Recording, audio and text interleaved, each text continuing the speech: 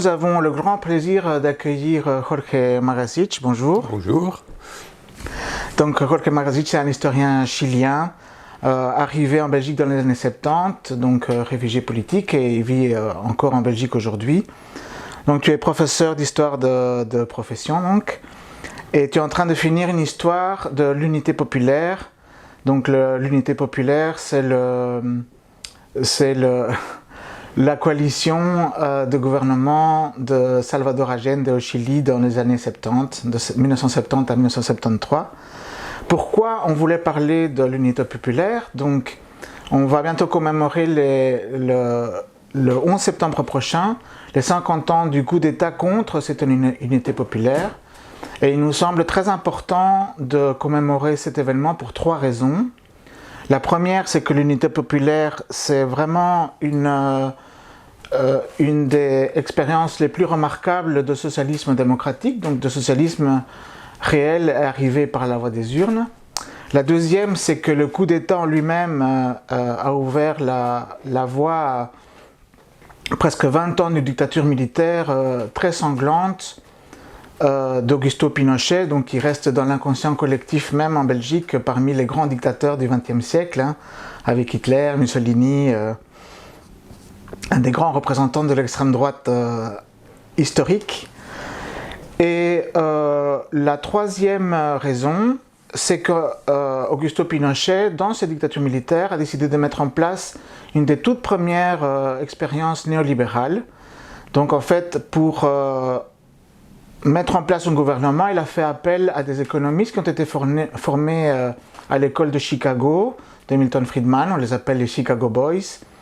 Et donc voilà, c'était la première grande expérience grandeur nature du néolibéralisme. Donc c'était il y a 50 ans. On peut dire que le néolibéralisme est en train de vivre ces dernières années, ou en tout cas est en train de décliner. Donc c'est quand même une idéologie qui a un demi-siècle déjà d'existence, en tout cas concrète. Donc tu vas nous éclairer tout ça avec ton regard d'historien. Après les coups d'État, les militaires n'avaient pas un projet très clair, mais finalement Pinochet est poussé vers les néolibéraux et Milton Friedman arrive au Chili et finalement ils vont convaincre Pinochet d'appliquer pour la première fois dans son pays ce qu'on appelle aujourd'hui le néolibéralisme. C'est très intéressant parce qu'il a fallu un Pinochet pour l'appliquer. Hein. C'est pas par la démocratie qu'ils sont arrivés. Il fallait vraiment terroriser la société afin de pouvoir appliquer le néolibéralisme. Et par la suite, comme il a rappelé, ils ne savent pas très bien quoi faire sur le plan économique. Donc il y a une tendance qui est, disons, fasciste, mais étatiste, un peu comme Franco. Il voulait des entreprises publiques. Oui, comme Hitler en fait. Comme Hitler. Fascisme classique, on va dire. Mais le modèle a été Franco. Et vraiment, il l'admirait plus qu'Hitler. Et là arrivent les Chicago Boys. Il y avait des profs de l'université catholique qui avaient fait ses maîtrises ou doctorats aux États-Unis et ils font venir à son maître à penser qui était Milton Friedman. Et dans une réunion qui a eu lieu à Viña del Mar en 1976, ils vont convaincre Pinochet en lui expliquant que c'est naturel, que l'offre et la demande, c'est laisser la société jouer, enfin voilà. Et finalement, c'est cet argument qui l'a convaincu. Pinochet accepte qu'il prenne les rênes de l'économie. Non sans problème avec d'autres militaires. Par exemple, il a dit finalement limoger les chefs de l'aviation qui ne voulaient pas de ça. Mais finalement, les Chicago Boys vont s'imposer. Bien sûr, maintenant, les interviewés, ils disent qu'il ignorait tout sur les violations des droits de l'homme. Personne n'ignorait ça et tout le monde le savait. Et maintenant, il ne pensait qu'à l'économie, à pas autre chose. Enfin, maintenant, personne ne savait à cette époque-là. Et puis voilà, bon, on ne fera pas l'histoire de la dictature, mais disons que 10 années plus tard, il a fallu 10 années pour se reconstituer, il a commencé à avoir des mobilisations sociales assez importantes, les journées de protestation. Pinochet doit céder des terrains, il commence à apparaître une certaine presse d'opposition. C'était en général des blesses qui existaient déjà, qui avaient une existence légale, mais qui se sont agrandis en importance. Donc c'était plus difficile de les supprimer, mais les directeurs ont été arrêtés des milliers de fois, on s'était suivis, mais enfin, de manière héroïque, il y a eu une presse d'opposition. Et il y a un paradoxe, il y a eu plus de pluralisme dans la presse au Chili les dernières années de Pinochet qu'aujourd'hui. Et grâce à cet élan populaire, et puis finalement Pinochet doit accepter une élection, un référendum en 88 qu'il va perdre. Il convoque des élections l'année suivante, et puis un démocrate chrétien qui est élu, mais c'est un des démocrates chrétiens qui a soutenu le coup d'État. Donc le Chili, donc, il y a eu le coup d'État en 1973. En 1980, Pinochet rédige sa constitution. Et en 1990, il restaure le pouvoir, mais dans un pays avec vraiment très néolibéral, qui va rester très néolibéral. Qui va rester très néolibéral, et il reste chef de l'armée pendant 8 ans. Jusqu'à son séjour à Londres, c'était autre. Donc Pinochet, c'était immédiat pour tout le monde, Pinochet était le chef de l'armée les 6 ou 7 premières années de gouvernement élu. Donc c'était des gouvernements que ont approfondi le néolibéralisme. C'est vrai, il n'y avait plus de torture, plus de torture comme politique d'État. Il n'y avait plus de prisons clandestines, ce type de choses. Il y a eu des cas ici et là, mais c'était des cas plutôt exceptionnels, comme ça peut arriver ici aussi. Mais à part ça, il y a une élan des universités privées, l'enseignement est très cher et payant, etc. Les ports ont été privatisés après la dictature, et une des pires des choses, je dis toujours ça, mais qui a été fait, c'est que les 5 mines de cuivre nationalisées par Allende sont toujours publiques. Et ils continuent à donner beaucoup d'argent à l'État chilien. Mais depuis lors, il y a 6 nouvelles mines de la même taille ou même plus grandes que les 5 mines nationalisées par Allende qui ont été découvertes. Et ces 6 nouvelles mines ont été privatisées. Et privatisées après 1990, donc par les gouvernements élus. Et ça, je pense que c'était la bêtise, ou pire que ça, mais ça, je n'ai pas les preuves. Mais en fait, le Chili sait produire et sait vendre le cuivre parfaitement, il le fait depuis 50 ans et il le fait bien. Donc pourquoi privatiser? C'est ce que l'État pouvait faire. Qu'est-ce qu'on a fait avec ces ministres? Quels moyens on a utilisés? Je pense que toutes les hypothèses sont possibles, je ne vais pas dire ça. Il y a la corruption, ou bien simplement le fait que l'idéologie néolibérale s'est vraiment emparée du régime. Ils croyaient à la main invisible, et c'était des croyants au néolibéralisme, il y a eu peut-être aussi d'autres choses, enfin voilà. Mais le fait est que les 6 nouvelles mines de cuivre, donc jusqu'à 1990, l'État chilien produisait à peu près 80% du cuivre qui était produit au Chili, le reste c'était des petites mines. Aujourd'hui, l'État chilien produit 28 à 30% du cuivre qui est produit au Chili. Bien que la production globalement a augmenté. Mais si les 6 mines privées seraient publiques, le Chili pourrait financer l'éducation, la santé, etc. Tous ces frais. Oui, donc dans la constitution de Pinochet, il y a eu le principe de subsidiarité, c'est ça? Oui, c'est pas indiqué, mais c'est implicite finalement que l'État ne peut faire que ce que les privés ne font pas, et tout le reste, il faut le laisser aux privés. Donc ça interdit les services publics et... Enfin, ça donne la liberté des parents de choisir l'éducation qu'ils souhaitent pour l'enfant, qu'ils peuvent payer. Ou ça donne la liberté de choisir les types de santé, si tu veux des assurances privées ou quelque chose de public. C'est toujours formulé de cette manière-là. Tu as la liberté de choisir les systèmes de pension publics ou privés que tu veux faire. C'est un choix. C'est toujours proposé de cette manière. Bien sûr que ce n'est pas un choix, il faut avoir les sous, sinon si on ne l'a pas, on doit rester. Mais c'est présenté de cette manière-là dans la constitution de Pinochet, qui n'est plus exactement la constitution de Pinochet. Je tiens à le dire. C'est vrai qu'en 80, c'est lui qui l'a fait. Mais en 2005, il a été modifié par un président qui a une carte de membre au Parti socialiste, mais je pense qu'on peut le comparer à François Hollande. Je parle de Ricardo Lagos, qui a changé 2 ou 3 choses. Il a éliminé la signature de Pinochet et il a mis sa signature. Et donc la Constitution porte maintenant la signature de Ricardo Lagos, qui a fait 2 ou 3 retouches, il a éliminé les sénateurs désignés, et c'est la Constitution actuelle. Donc c'est la Constitution de Pinochet et Lagos, pour le dire exactement. Et donc il y a eu, il y a 3 ans, un grand mouvement social au Chili. Tu peux en parler un peu ? En fait, c'est le 2e grand mouvement social. Pour dire, il y a eu un premier grand mouvement social en 2011 qui était contre l'éducation du marché, pour oui. Parce que bien sûr, jusqu'à maintenant, les parents ont la liberté de choisir l'éducation qu'ils veulent à sa enfant. Traduction de celle-là, et toute université au Chili, les publiques et les privées, sont payantes.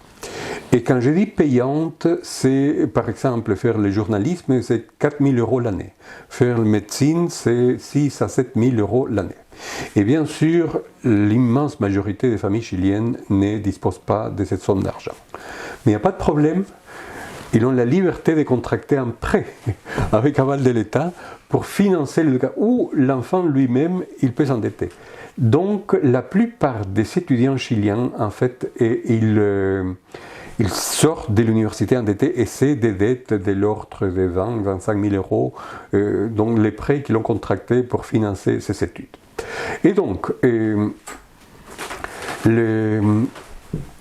y a eu un grand mouvement social contre ça en 2011.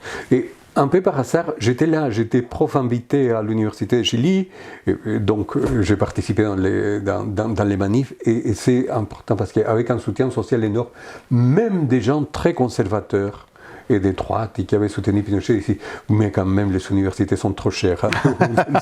Donc il fallait un peu plus d'État.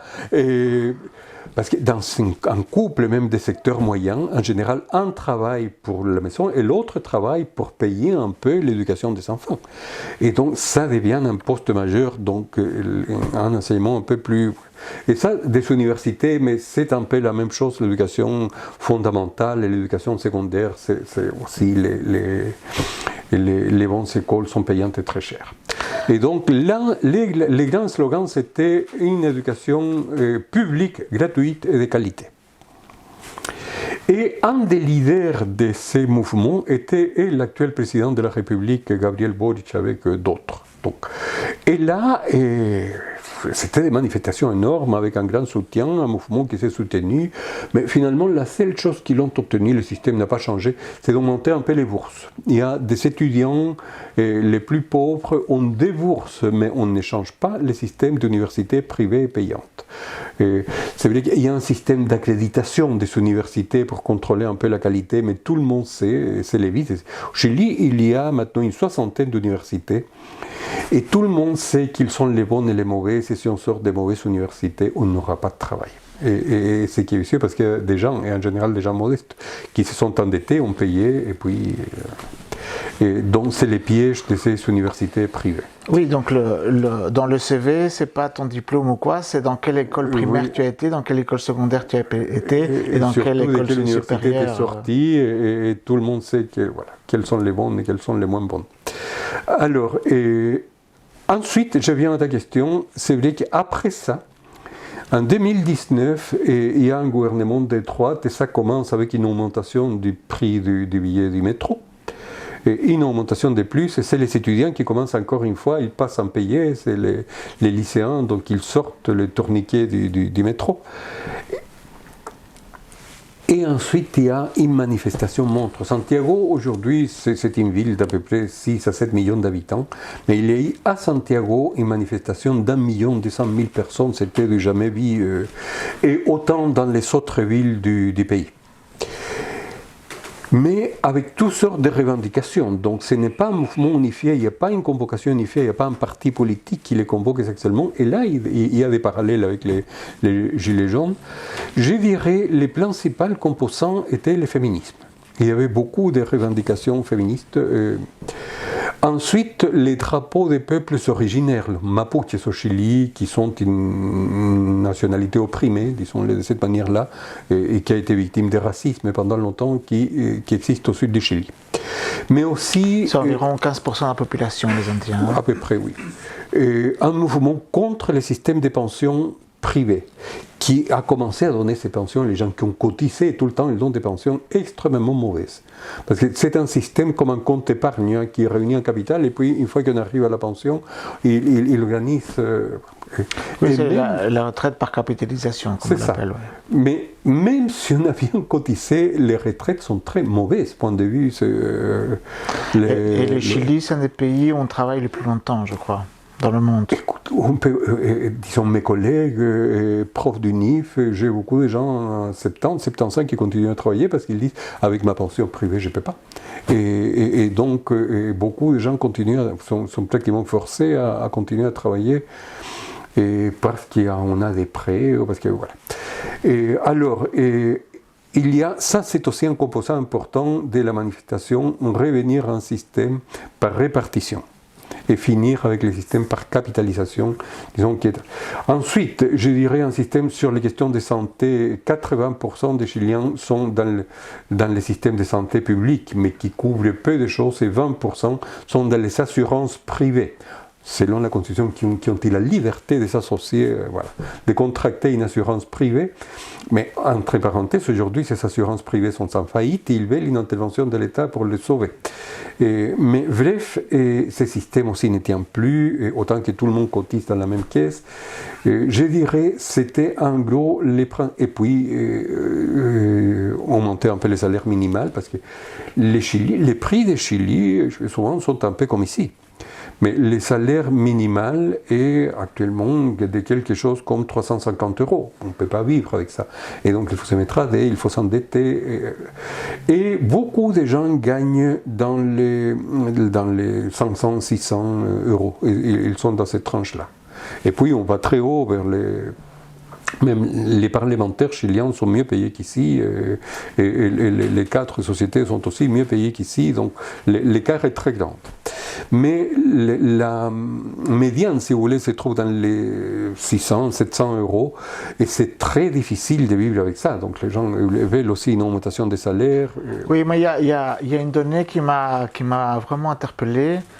Donc beaucoup de gens vivent avec les cartes de crédit. Quand on va faire les courses, exactement, c'est tout avec des cartes de crédit. Et j'ai un peu regardé les statistiques. En fait, la dette publique chilienne est très basse, mais le Chili est un pays où les ménages sont les plus endettés. Donc ils sont 10 fois plus endettés qu'en Argentine, qui est le pays qui est à côté. Si tu veux jeter une chemise comme celle-là, on te demande combien de quotas vous voulez les payer. Et les gens ont l'habitude de payer ça, et donc de s'endetter. Et alors, la grande surface touche aussi les intérêts. Donc il ne fait pas simplement les profits de vendre une chemise, il fait les profits et il a les intérêts. Dans le Chili néolibéral, on privatise même la dette. Oui. Même la dette, c'est les ménages qui sont endettés au lieu de l'État. Alors, et c'est un peu, les gens voulaient plus de dignité, un mouvement contre tout ça. Et finalement, les mouvements étaient assez forts, mais il fallait peut-être passer en revue, parce que finalement, c'est pas bien fini, hélas, mais c'était un mouvement assez fort, mais à certains moments, les mouvements étaient tellement importants que les gouvernements pouvaient tomber. Et il y a un accord dans la Chambre, dans les parlements, signé à peu près par tous les groupes, sauf le Parti communiste, et qui finalement accepte la convocation d'une assemblée pas constituante, d'une convention constitutionnelle. Et le changement du nom est très important. Parce que la grande revendication était une nouvelle constitution de tous les mouvements, ça je ne l'avais pas dit. Et alors la grande revendication est accédée et il y a un référendum si on veut, est-ce que vous voulez une nouvelle constitution? C'était une question, une autre question, si vous voulez une nouvelle constitution, est-ce qu'elle doit être faite par une convention mixte, moitié parlementaire, moitié élue, ou une convention entièrement élue? Alors, les référendums ont lieu, 80% des Chiliens veulent une nouvelle constitution et presque autant veulent que ce soit entièrement élu, l'Assemblée. Mais voilà, les limites sont importantes. La convention, et ça c'est la différence avec l'Assemblée, ne pouvait décider que par 2 tiers. Ne pouvait pas prendre de décisions qui enfreignent les traités internationaux. C'est très important parce que ça veut dire que les traités internationaux ont un rang supérieur à la Constitution. C'est ça. Ça a été décidé au départ par le Parlement. Par le Parlement, par toutes les forces, y compris par les votes de l'actuel président Boric qui a voté pour. Disons, il y avait d'autres limites, comme ça doit être une république, mais c'est des choses qui posaient moins de problèmes. Mais les 2 questions essentielles, c'est décision pour 2 tiers et on ne peut pas enfreindre les traités internationaux. Et le Chili a signé une 40aine de traités de libre-échange qui donnent des droits aux multinationales. Ce qui veut dire que les traités de libre-échange sont plus importants que la Constitution. On a trois. Donc là, je pense qu'il y a une matière importante. Et donc, bref, l'Assemblée a été élue. La gauche, pourtant, même s'il y avait une myriade de listes de gauche, je pensais que la gauche serait battue à cause de ces divisions, mais non. Et ils parviennent à élire quand même un nombre significatif, mais pas les 2 tiers. La droite a moins qu'un tiers, mais il y a quand même beaucoup de socialistes libéraux qui, dans certains cas, votent avec la droite. Mais bref, ils produisent une nouvelle constitution. Ce qui est important, c'est qu'il y a 40% d'élus indépendants dans cette convention constitutionnelle. Oui, qui ne faisaient pas partie des partis politiques. Mais ils produisent une constitution, bon, là je donne mon avis, j'ai voté ici, je pouvais voter, les Chiliens à l'étranger pouvaient voter, j'ai voté pour. Mais je l'ai trouvé assez mal rédigé en tout cas. C'était une constitution très longue, il y avait 400 et quelques articles, et très répétitive. Et trop féministe à mon avis. Et les femmes pouvaient être, toujours devaient être la moitié, et pouvaient être plus que la moitié. Les hommes ne pouvaient être que la moitié au maximum, ce qui était déjà un peu trop. Et donc ça commençait à produire des rejets dans ce sens. Bon. Elle reconnaît l'avortement, ce qui a mis les évangéliques et l'Église catholique contre. Mais ça c'était une question tactique, je ne suis pas contre, mais est-ce qu'il fallait les mettre à la Constitution, parce que ça a mis dedans une grande partie de la société. Elle était ambiguë sur les autonomies des peuples autochtones. On réclame qu'il pouvait avoir des autonomies, mais ce n'était pas clair, et la droite a fait toute une campagne sur ça en disant que les Indiens auront plus de droits que les Chiliens, parce qu'ils pouvaient avoir une certaine justice autonome, une certaine autonomie. Et sur le plan libéral, je l'ai trouvé, les plans économiques, je l'ai trouvé assez libéral. Les droits des propriétés étaient, il n'y avait pas de modifications fondamentales. Il y avait de bonnes choses, ça, comme les référendums d'initiative populaire. On pouvait, si on réunissait autant de signatures, imposer la discussion d'une loi. Il n'y avait pas de nationalisation ni de cuivre ni de lithium. La question a été votée à l'Assemblée, mais il n'y a que 40% de ceux qui sont strictement à gauche qui ont voté pour la renationalisation des cuivres. Tous les autres ont voté contre. Donc, même j'ai vérifié ces votations, au Parti socialiste il y avait 7, il n'y a que 2 qui ont voté pour, 5 contre. Au front élargi, les partis de l'actuel président de la République, même proportion. Il n'y a que la gauche qui a voté pour. Et donc ça n'a pas passé. Et, sur la réforme de l'État, finalement. Et bref, cette constitution est soumise à un référendum, c'était en septembre de l'année passée, et elle est rejetée à 62%. Pourquoi? Vous allez poser la question. Je pense qu'il y a plusieurs causes. La première cause, c'est c'était un vote sanction contre l'actuel gouvernement, parce qu'il y avait beaucoup d'espoir de l'actuel président Boric. Il était le leader d'un grand mouvement social. Donc, pendant la révolte, il y avait un gouvernement de droite, oui. D'accord, qui donc pendant la révolte, dans le Parlement, comme la révolte était vraiment très très forte, le pouvoir a eu très peur, et tout le Parlement, partis de gauche confondus, à part le Parti communiste, ont concédé ce processus constituant, on va dire, oui. Hein, c'est ça. Donc, où il y avait beaucoup de pièges, presque tous les pièges ont été faits. Donc, pendant un an, il y a une assemblée, la convention constitutionnelle très progressiste qui a fait le truc. Et entre-temps, il y a un gouvernement, on va dire une coalition de gauche qui a remporté les élections. Donc Boric, qui était dans les mouvements étudiantins de 2011, est devenu président. Oui. Et donc, ce Boric, il a fait quelques bêtises, c'est ça? Boric portait l'espoir du mouvement, des grands mouvements de 2019. Et par exemple, des mesures symboliques, et il y a jusqu'à maintenant, je lis, des gens qui ont été arrêtés pendant la révolte sociale. accusés à tort ou à raison d'avoir par exemple lancé un molotov contre la police ou des choses de ce type. Il y a, je rappelle, et ça se ressemble aussi beaucoup à la France, la police tirait aux cieux. Et il y a plusieurs personnes, 400 personnes qui ont perdu au moins un œil et ils tiraient des trucs de caoutchouc, mais si ça tombe sur un œil, on les perd. Et certains qui ont perdu les deux. Et donc des gens qui ont été aveuglés par la police. Et il y a eu très peu de sanctions. Il y a quelques policiers qui ont reçu des sanctions. Et des gens qui ont été arrêtés. C'est vrai qu'il y a des gens qui jetaient des pierres à la police et qui tiraient et qui parfois jetaient un molotov. Mais il y a des lois antiterroristes héritées de la dictature, comme quoi ça c'est la pire des choses. Et il y a des gens qui ont été arrêtés, disons, en 2020, et qui sont jusqu'aujourd'hui arrêtés au pire des choses parce qu'ils ont lancé un molotov. Ça fait 300. Et c'est toujours en prison préventive. Bon, ce que le mouvement attendait de Boric, c'est gracier tout le monde, tous les prisonniers de la révolte, comme Allende a fait. Hein. J'ai commencé avec Allende, je ne sais pas si je l'ai dit, mais je l'ai dit maintenant.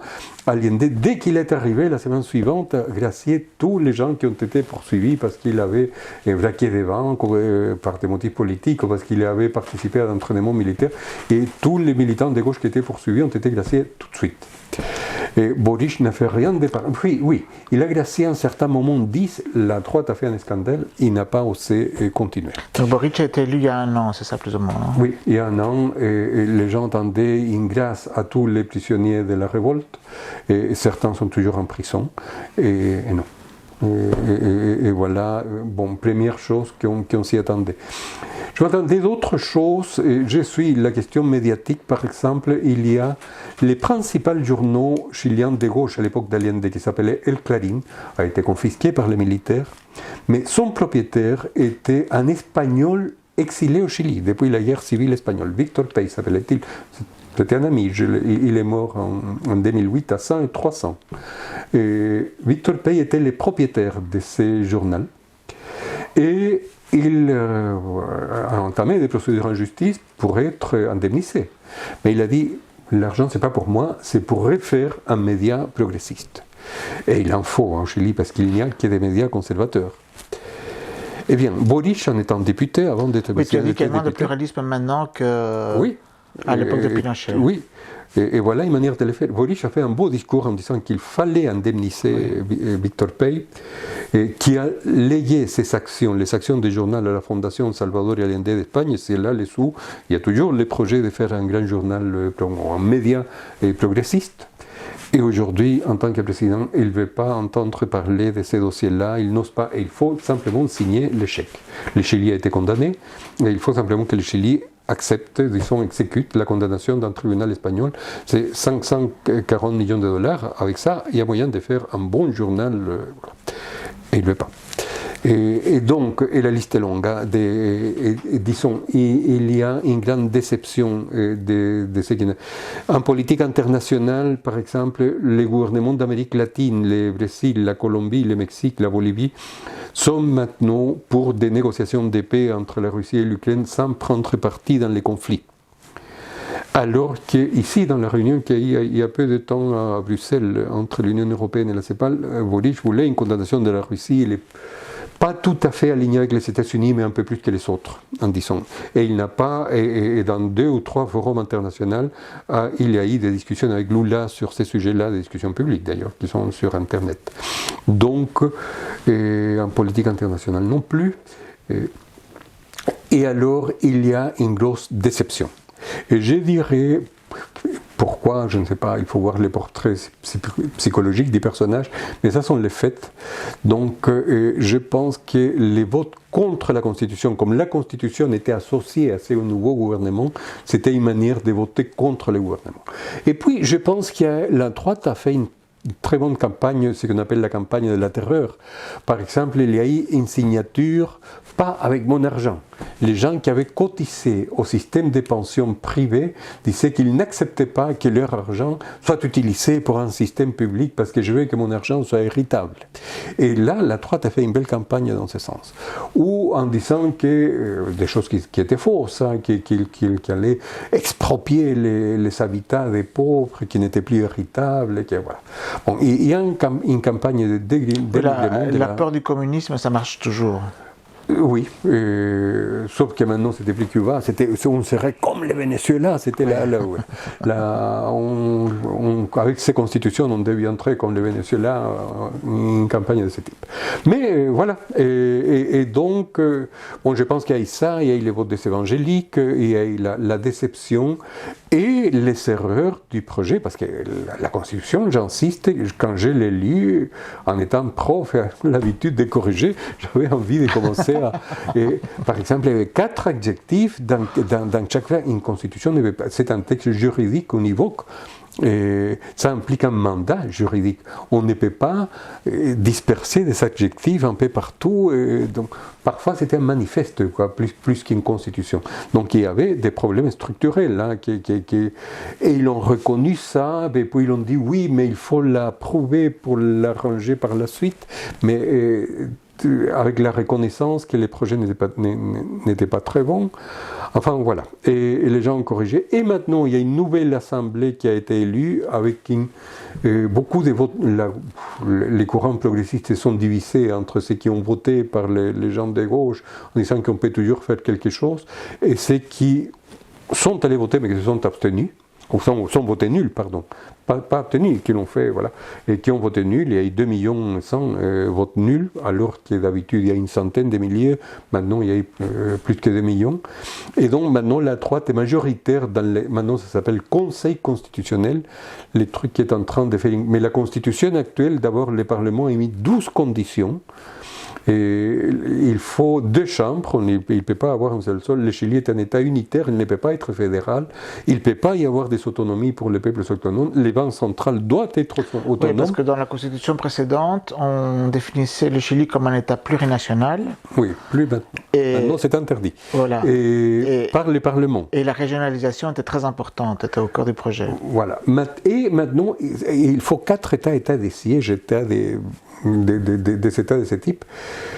Et ceci est rédigé par des experts nommés par les partis politiques.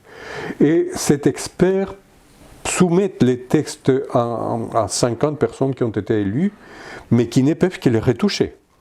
Donc ne peuvent pas les... Et là, la droite est maintenant majoritaire. Et apparemment, l'extrême droite veut interdire l'avortement. Enfin, voilà. Mais il y a un nouveau référendum qui est prévu en décembre. Et donc je pense qu'il faudra simplement voter contre. Comme ça, les processus restent ouverts. Parce que le gouvernement va dire sinon, on reste avec la constitution de Pinochet, mais bon, c'est pas pire que. Oui, parce qu'on rappellera que le peuple chilien a décidé à 80% qu'il fallait une nouvelle constitution. Oui. Donc, voilà, la première a été rejetée, mais... La deuxième probablement aussi, et ça reste ouvert. Voilà. Moi, je pense que... Voilà. Mais maintenant, on vit une situation difficile au Chili, dans le sens il y a des déceptions, sans doute, par rapport à la droitisation du gouvernement et aux frustrations. Et donc, il y a un moment de déception. Mais il y a des mouvements sociaux qui recommencent. Hein. Les profs commencent à revendiquer. Il y a encore un mouvement pour finir avec les systèmes de pension privés, parce que, et ça, ils l'avaient promis aussi, mais ils n'osent pas présenter un projet où finalement ils vont un peu retoucher les systèmes privés, mais voilà, il y aura pas, ça ne va pas changer fondamentalement. Et donc, la lutte continue dans ces... Oui, parmi les composantes de la Constitution qui t'a marqué, et évidemment la droite s'est emparée de cette... donc les médias de droite conservateurs se sont emparés de ça, c'est l'aspect féministe de la Constitution. On peut peut-être s'attarder là-dessus. Tu as dit que Et ça, c'est aussi un reproche que j'ai entendu d'un membre des Gilets jaunes constituants de France, qui a lu la Constitution, qui a travaillé avec des Chiliens d'ici, qui disent que c'était un projet trop identitaire, en fait. C'est mon avis. Donc, autant pour les indigènes, qui ont beaucoup de droits, mais aussi pour les femmes et pour d'autres... Mais les problèmes du féminisme, si je parle du Chili, c'était un féminisme qui critique beaucoup tout ce qui est harcèlement. Et par exemple, il y a beaucoup de cas dans ce sens... Et la violence de genre. Oui, et ce type de violence. Mais je pense que c'est un féminisme qui, dans certains sens, abandonne les problèmes des femmes modestes. Les problèmes des femmes modestes, c'est il y a beaucoup de femmes qui sont mères de famille, souvent célibataires, et qui doivent s'arranger avec un enfant et qui n'ont pas suffisamment de services sociaux qui les aident pour ça. Et à mon avis, l'essentiel des problèmes des femmes porte sur ces questions-là. Et il n'y a pas de réponse à ça. Et beaucoup de ces femmes finissent dans les églises évangéliques parce que finalement là, ils trouvent quelqu'un qui les aide. Alors, c'est par exemple un autre exemple. Dans les systèmes de pension privés qui existent aujourd'hui au Chili, les femmes sont mathématiquement défavorisées parce qu'on réunit un capital.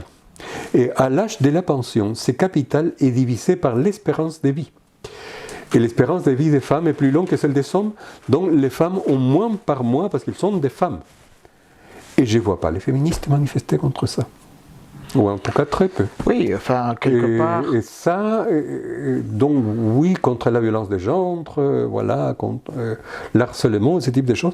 Mais maintenant, c'est vrai qu'il y a beaucoup de féminisme, mais je pense que le féminisme qui est passé là, c'était un féminisme qui mettait l'accent là et qui abandonnait les problèmes des femmes d'origine modeste et qui peuvent avoir des problèmes peut-être avec l'harcèlement, mais leur principal problème en tant que femme, c'est qu'elles sont seules avec des enfants, ils ont besoin d'un État avec des services sociaux pour ça.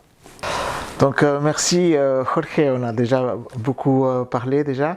Est-ce que tu voudrais ajouter un mot de conclusion ? Bien sûr, enfin je suis contente, si vous m'avez écouté jusque-là, merci beaucoup. En fait, je travaille sur le gouvernement Allende parce que je pense qu'une grande partie de son programme a beaucoup d'actualité.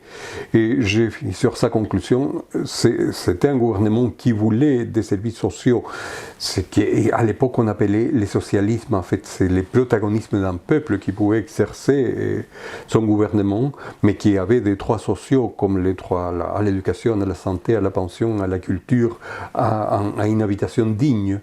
Etc. Et pour cela, il faut une société avec des moyens. Et au Chili, c'était les mines de cuivre. Aujourd'hui, on pourrait ajouter le lithium. Mais il faut une société qui dispose des moyens, ce qu'on appelait les richesses, pour pouvoir financer ces services sociaux. Et je pense que ça, c'est les messages fondamentaux qui viennent de ce gouvernement de l'Inde. Créer une économie qui produise des moyens pour que la société puisse garantir des services sociaux et l'épanouissement de tous. Ça, c'est le message du gouvernement Allende. Et qui est très actuel, oui. Et dont on va fêter les 50 ans, donc il y aura quelques manifestations, enfin des activités qui seront organisées pour commémorer ça. Merci beaucoup alors Jorge Magasic. Et n'hésitez pas à mettre tous vos commentaires pour cette vidéo. Au revoir. Merci.